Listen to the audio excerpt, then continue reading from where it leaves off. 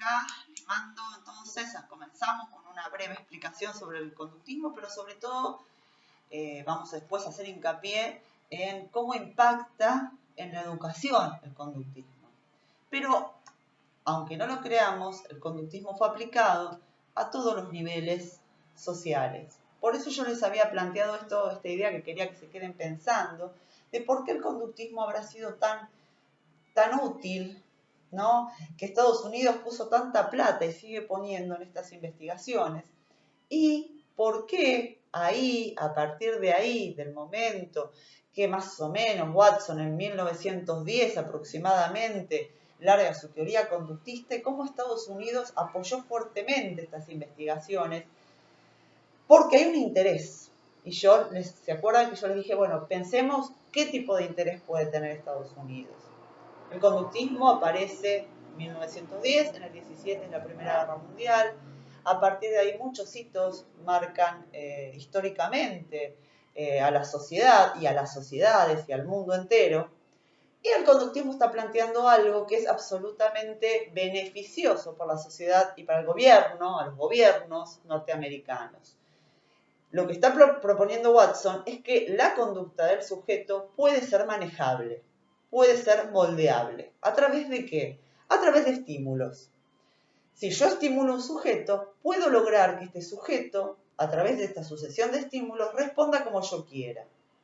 Y les pongo ejemplos fuera del ámbito de la educación, en principio, para que lo podamos entender. Después vamos a ir a la educación, ¿no? Por ejemplo, ¿se acuerdan que él toma el condicionamiento clásico de Pavlov? Que Pavlov estaba investigando con la conducta de los animales y a él le viene bárbaro para estudiar qué pasa en los seres humanos. ¿Se acuerdan del pequeño Albert? Este experimento que hizo con la rata, donde lo que hizo fue, acuérdense, al bebé, un bebito que jugaba con una ratita, porque ustedes saben que un bebé no tiene idea de lo que es un ratón, un perro, le da lo mismo. Y cuando se acercaba este ratón, él empieza a golpear fuertemente con una vara y el bebé se asusta. Lo que hizo fue una sucesión de estímulos, o sea, cada vez que jugaba con este ratoncito lo asustaba, por lo tanto lo que generó en el nene fue un miedo, una fobia hacia los animales. No digo fobia, lo toman así, pero para mí después vamos a ver que fobia es otra cosa, ¿no? Un miedo terrible a los animales porque estaba asociado a este miedo, a este golpe que lo asustaba. Ustedes saben que, no sé si lo pudieron pescar, leer, qué sé yo, esto, la idea que tenía Watson era que así como le provocó esta respuesta, que es el miedo ante el animal, ante el ratoncito, la idea de Watson era después quitarle este miedo, ¿no? Lo que pasa es que la mamá, él había dado plata a la madre para que le preste al bebé, la mamá cuando vio estos experimentos de Watson se asustó y no quiso saber más nada. Fue bastante cuestionado estas cosas que hacía, no solamente con Albert. Albert es uno de los casos más conocidos, estas cosas que hacía con los niños. Y es bastante, a ver, si lo pensamos, lo podemos pensar como bastante peligroso. Bastante peligroso, ¿por qué? Porque no deja de ser cierto que a los seres humanos nos pueden moldear con estímulos sucesivos. Y les pongo un ejemplo, varios ejemplos les voy a dar. Uno de los ejemplos que voy a tomar son las publicidades. Ustedes saben, y acá les pongo un ejemplo que yo me gusta poner siempre porque no sé si habrá gente de mi edad, hay gente que es más joven y no lo sabe. Cuando yo era jovencita, hay una bebida que toman mucho ustedes los jóvenes, y las jóvenes, les jóvenes, que es el Fernet. Cuando yo tenía 17, 16, por ahí, hace muchos años atrás, el Fernet era bebida de viejos. O sea, a ningún joven se le ocurriría tomar Fernet. Eran los viejos que se juntaban en las cantinas, bueno, los bares, y tomaban Fernet. Es de aquí que, obviamente, la gente que en las fábricas, ¿no?, estaban a pérdida porque no había mucho consumo. Por lo tanto, hicieron algo que es muy interesante. Empezaron a armar publicidades donde te muestran al Fernet como algo que toman los jóvenes. Algo que divierte. Ustedes fíjense que cada publicidad que marca, no sé, una bebida alcohólica, cigarrillos cuando yo era joven, ¿no? Ahora ya no se ven y aparecen esas cosas de que es perjudicial para la salud, esas boludeces que nadie le hace caso, porque la verdad es que yo fumo, veo el que dice que es perjudicial para la salud, pero sigo fumando. Pero cuando yo era chica, por ejemplo, las propagandas de Camel, de Marlboro, estaban asociadas al ejercicio, el sabor del encuentro, estos eslogans que aparecían en las publicidades, estaban asociadas al bienestar. Cuando uno consume algo que le venden en una propaganda, uno no está consumiendo el producto, está consumiendo eso que está asociado, por esta cuestión asociativa, ¿no? Esto que se asocia al producto. Cuando uno consume Fernet y los jóvenes consumen Fernet hoy, están consumiendo esto que le vende la publicidad. Juntadas, diversión, alegría, cero problemas, cero angustia, la pasamos genial. Lo mismo con los autos. Ustedes fíjense que las publicidades de autos ahora ya no se ve porque esta cuestión del género, por suerte, también se ha modificado bastante. Pero antes uno cuando veía una publicidad de un auto copadísimo, nuevo, moderno, 0 kilómetros, venía asociado a una piba que salía, que era despampanante, una cosa preciosa, de dentro del auto. O que subía al auto que manejaba por lo general un señor.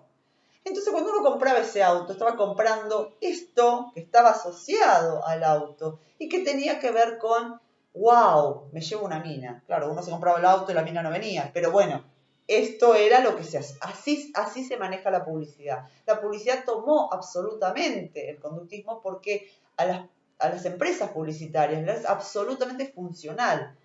Porque ¿cómo manejan el consumo? A través de la asociación de estímulos.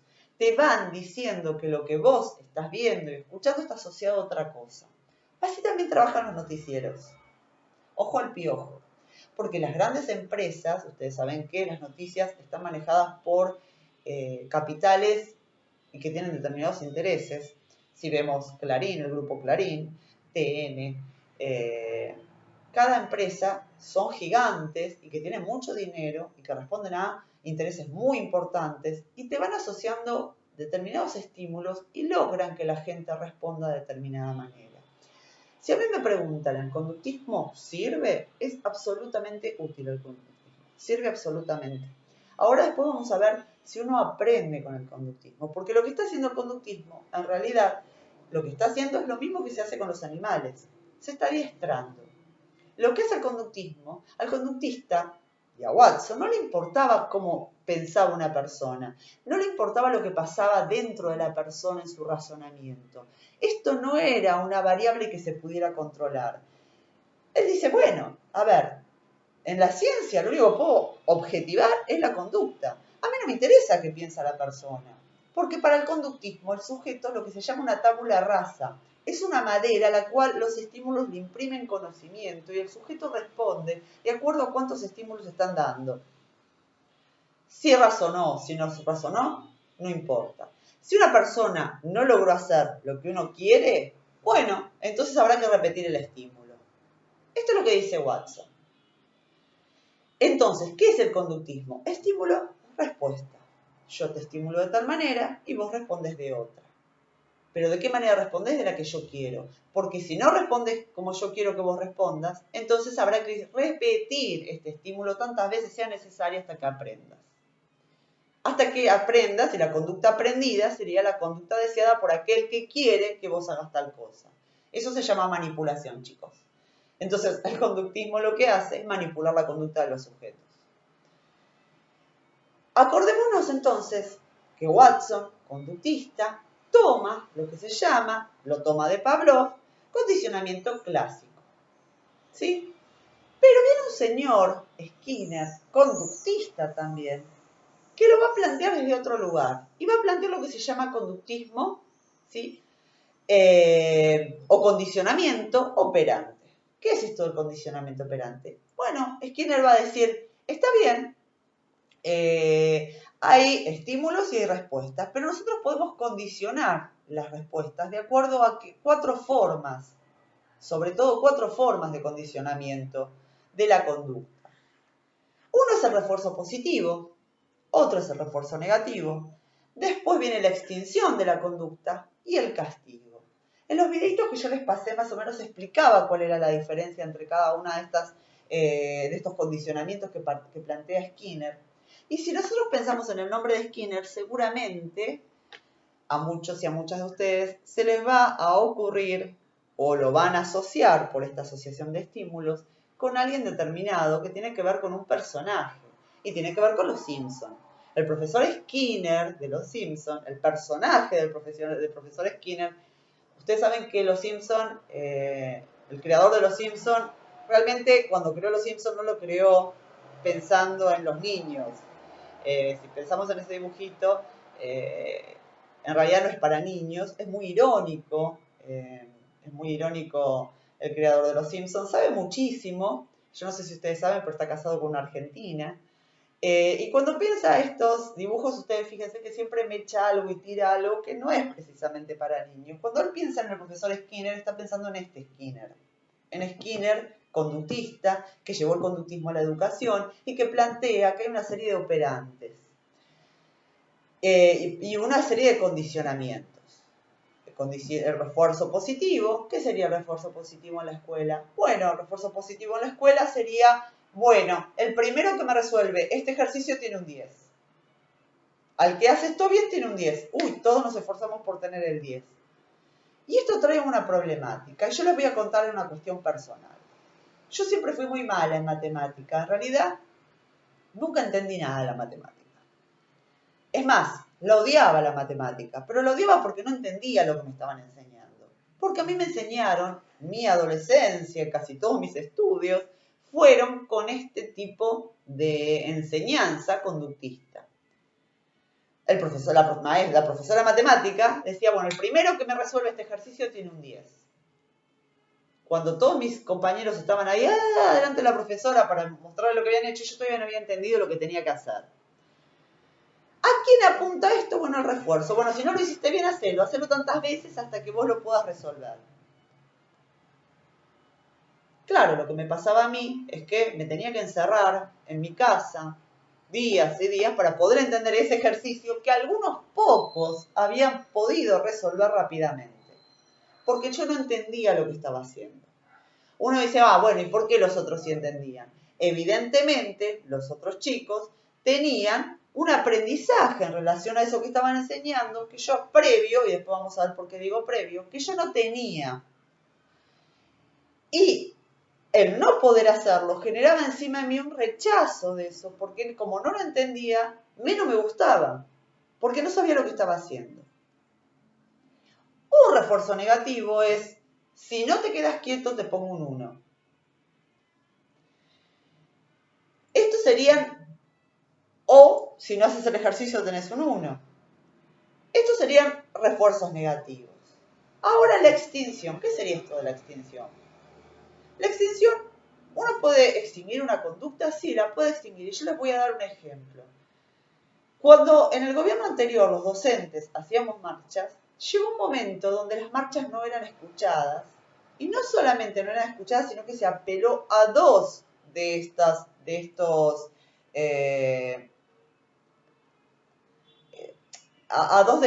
refuerzos. No solamente extinguieron la conducta, sino que se apeló al refuerzo negativo. ¿De qué manera? No nos dieron bola, jamás escucharon nuestro reclamo, o hacían que no escuchaban nuestro reclamo. Esto quiere decir que cada vez menos gente iba a las marchas, porque ¿para qué vas a ir si no te dan pelota? Y por otro lado, te amenazaban y te descontaban el sueldo. Si vos haces paro, te descontamos el sueldo. Y además no te escuchamos. Esto hace que se extinga una conducta porque los docentes cada vez menos hicieron paro y cada vez menos fueron a las marchas. Si ustedes recuerdan y hacen memoria, las primeras marchas fueron multitudinarias, las últimas no. ¿Por qué? Porque cada vez menos íbamos porque no nos escuchaban. El hacer de cuenta que yo no te escucho hace que determinada conducta se termine extinguiendo. ¿Por qué? Porque no hay resultado. En el ejemplo ese que vieron, había un nenito que lloraba porque quería un helado, no sé si lo pudieron pescar, ¿no? Y lo aplicamos a los padres y a los hijos. Si mi nene está llorando, quiere un helado, y yo le digo no, le puedo decir varias cosas, me lo volvés a decir y cobrás. y entonces le doy un golpe. Entonces el nene no me va a pedir más, no porque no quiere el helado, sino porque tiene miedo al castigo. O, y acá tenemos el castigo, el otro refuerzo. ¿Por qué? Porque después del llanto, porque quiere un helado, le pego. Entonces el nene deja de hacerlo porque tiene miedo al castigo. O porque no lo escucho. Vamos caminando y llora, y para mí que llore, que no llore, me da igual. Llega un punto donde ya no llora más. Y llega un punto donde sabe que por más que llore, yo no lo voy a escuchar. De esta manera, lo que estoy modificando es la conducta de esta persona. Ahora, esto, chicas y chicos y chicles, uno dice, ¿es efectivo? Sí, es efectivo. ¿El conductismo funciona? Funciona. Acuérdense que la educación hasta este momento, hasta hace unos años, unos cuantos años atrás, quizás ustedes no lo vivieron, cuando uno no aprendía los contenidos que tenía establecidos por la materia, repetía. ¿Qué era esto de repetir? Volver a hacer el mismo año. Bueno, obviamente que muchos en secundaria sobre todo también se repite. Y repetir es volver a hacer lo mismo. Entonces, lo haces una vez, lo haces otra vez, lo haces otra vez, en algún momento vas a hacer lo que yo quiero que vos hagas y vas a lograr pasar de año. Porque lo repetiste tantas veces que en un momento lo vas a poder aprender, entre comillas, que este aprendizaje para el conductismo no es ni más ni menos que una sucesión de estímulos que se terminan repitiendo. Y se logra una respuesta determinada, que es la que yo quiero. Para el conductismo, y acá el conductismo en la educación, el docente es el dueño del saber. El docente es el que sabe. El docente va a la escuela a impartir un conocimiento y lo va a impartir de manera tal que va a repetir tantas veces hasta que el alumno logre aprenderlo. No hay posibilidad de cuestionamiento, porque el cuestionamiento viene por el lado de la lógica, y a mí no me interesa que vos pienses, hacer lo que yo te digo, y yo les puedo asegurar que he vivido esa educación durante mucho tiempo. Vas a hacer lo que yo te digo, no me importa lo que vos pensás, no me importa tu opinión, no me importa lo que crees. A mí lo que me importa es que vos repitas lo que yo te estoy diciendo, y así te va a salir bien lo que tenés que hacer. ¿Qué se logra? Bueno, una conducta repetitiva. Entonces a mí me daban un ejercicio de matemática, me daban una fórmula, la aplicaba tantas veces hasta que en algún momento lograba hacer bien los ejercicios. ¿Entendí lo que estaba haciendo? No. Lo que hacía era repetir y repetir. Le podía preguntar, profe, ¿pero para qué es esto? ¿Qué estoy haciendo? No. Porque la respuesta es hacer lo que yo te digo. Estás haciendo algo que yo te di. Y hasta se sonaba irrespetuosa la pregunta por el qué estoy haciendo cuando hago esto. Si lo vamos a la primaria, bueno, ¿cómo estudiábamos las tablas en la primaria? De memoria. Yo recuerdo encerrada en la pieza, en la infancia, 2 por 1, 2, 2 por 2, 4, 2 por 3, 6, ¿no? Y repetía. Pero en un momento mi imaginación volaba y, uy, la pucha, ¿dónde estaba yo? Tenía que volver al principio, porque la repetición es eso. Las lecciones orales también.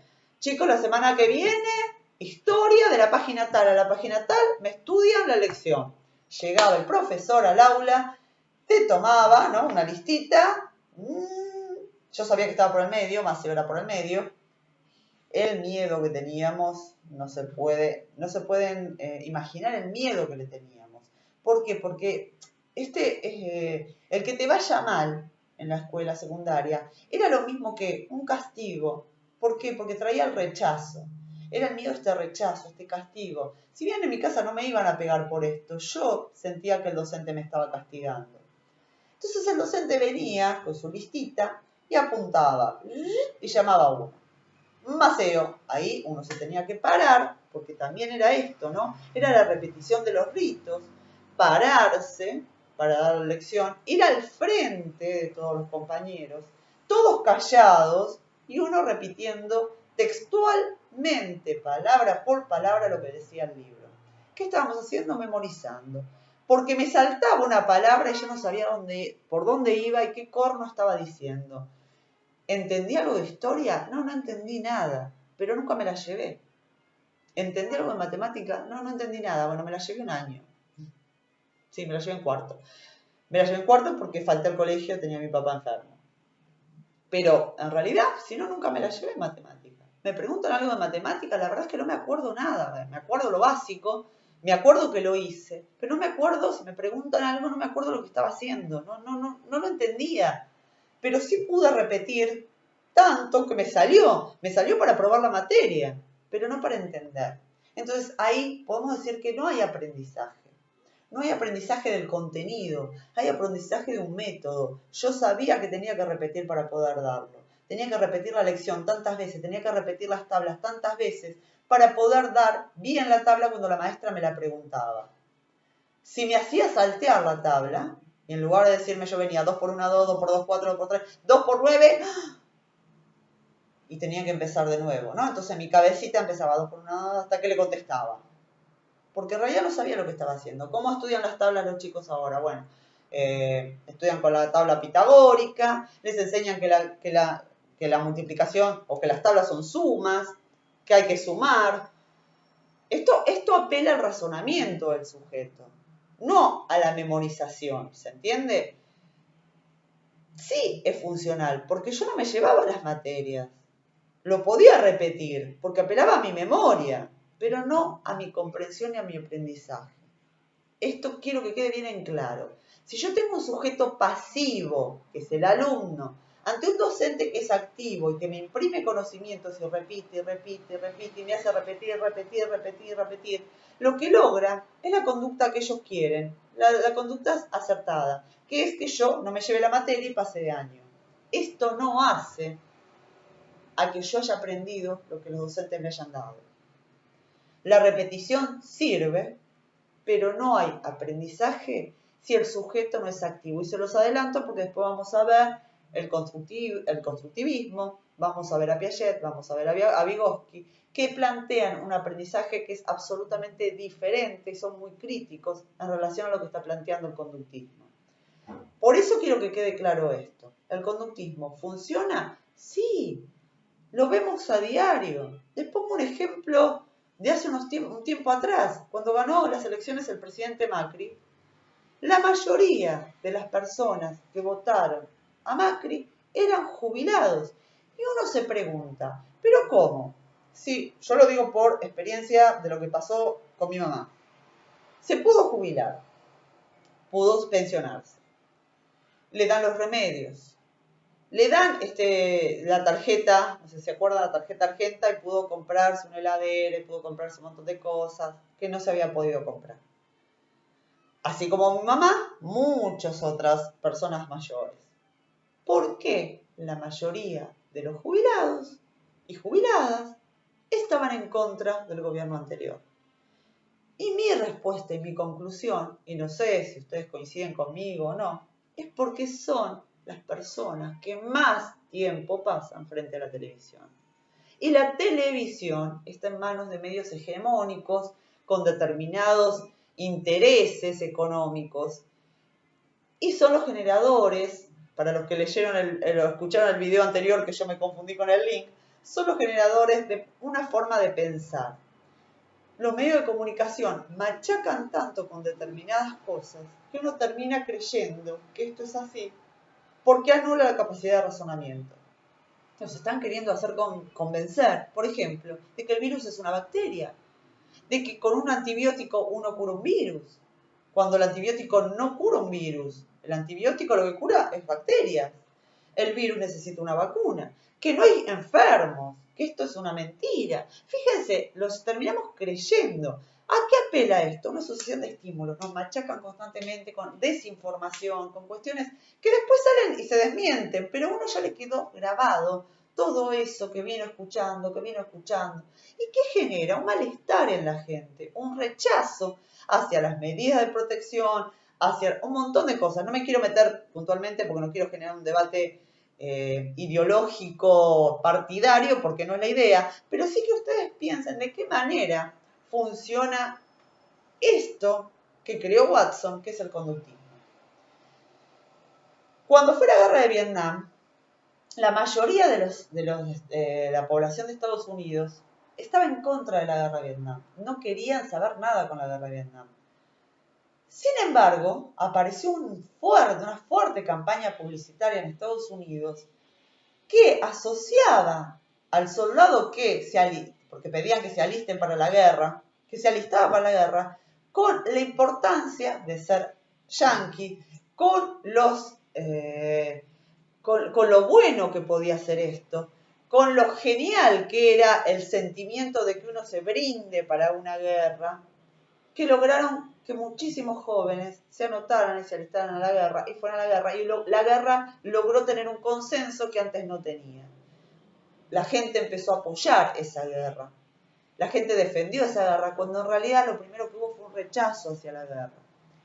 Así se manejan con el conductismo. Las empresas publicitarias, los medios de comunicación, todo el marketing, trabaja con muchos psicólogos que saben de esto y que trabajan con esto. Estudian cuál es la tendencia del sujeto, qué es lo que piensa la población, y a través de lo que va pensando la población, poco a poco van haciendo sucesiones de estímulos que generan lo que uno quiere, que es una forma de pensar y creer la realidad.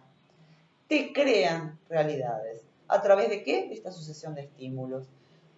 Y esto, fíjense que es tan fuerte, que cuando vos te machacan en la cabeza que sos un sujeto pasivo, que tenés que responder y ni siquiera lo pensás, o sea, anula la capacidad de pensamiento. Yo no me doy cuenta cuando lo están haciendo, porque trabaja a un nivel que no es consciente el sujeto que está pasando por esto.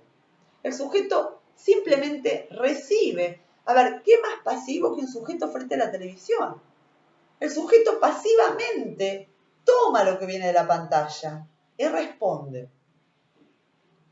El sujeto pasivamente, antes en la escuela, se tenía que sentar en un banco y responder como el docente, que era el que supuestamente tenía el saber. Y hoy lo hacemos con los medios de comunicación. Nosotros creemos que el periodista que está ahí sabe, porque además nos vende que sabe, porque además inventa que investigó y te nombra cosas que vos no sabés. Entonces le creés y ahí vos le estás dando a él el poder de decidir por vos.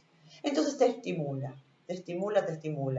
Apago el televisor, salgo a la calle y repito lo que escuché en la televisión.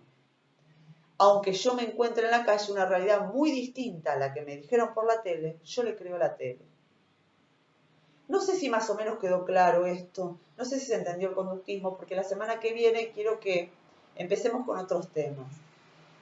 Bueno, tienen el foro para consultarme, para preguntarme, para ver si se entendió, de qué manera esto se aplicó a la educación. Si quedó igual, lo vamos a ir yendo y viniendo, lo vamos a volver a tomar cuando veamos las otras corrientes y las otras teorías, pero no sé si más o menos quedó entendida esta explicación. Espero que sí, espero que me pregunten. Por favor, si tienen dudas, me preguntan. Y vuelvo a decir lo que estuve contestando en algunos mensajes que me mandaron.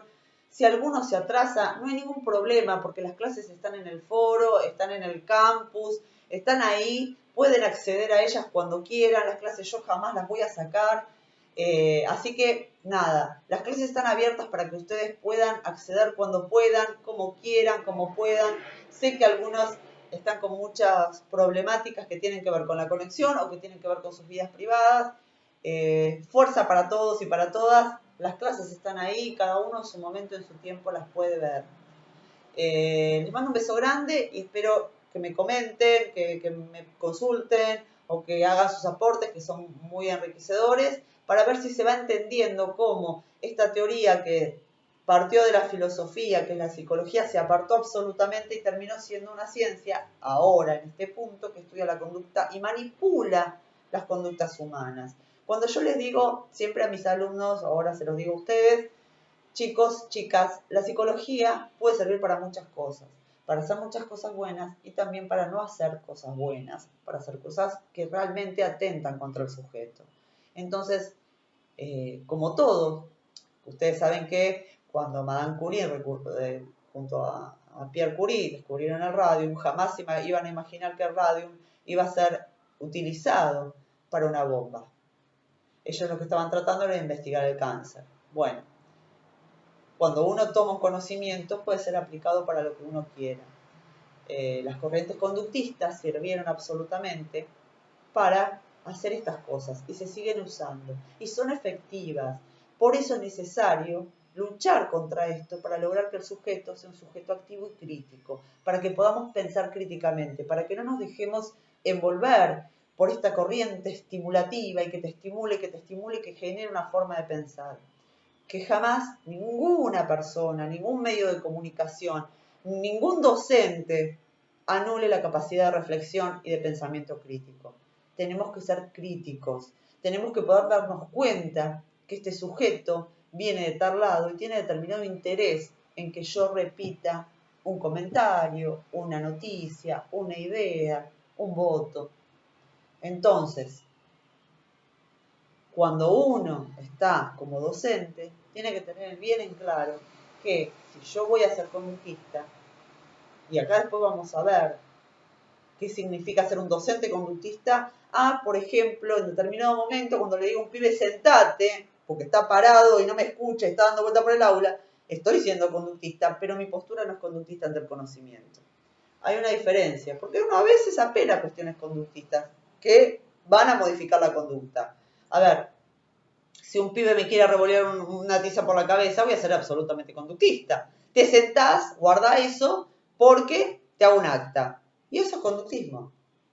Ahora, eso no es lo mismo al ser docente y tener un posicionamiento conductista frente a la enseñanza y frente al aprendizaje. Esto quiero que lo empiecen a pensar, quiero que se empiecen a dar cuenta de esto. Bueno, dejo acá si no los canso y no las canso más. La clase que viene seguimos un poquito más y ya les digo, no hay problema si se atrasan, lo van haciendo de a poco. Un besote grande, espero que estén muy bien y cuídense. Por favor, no crean que un virus es una bacteria, no crean que no hay enfermos. Me han llegado muchos casos muy cercanos de gente que está enferma. Por favor, cuídense, no crean determinadas cosas. Pensemos. Les mando un beso grande. Chau, chau.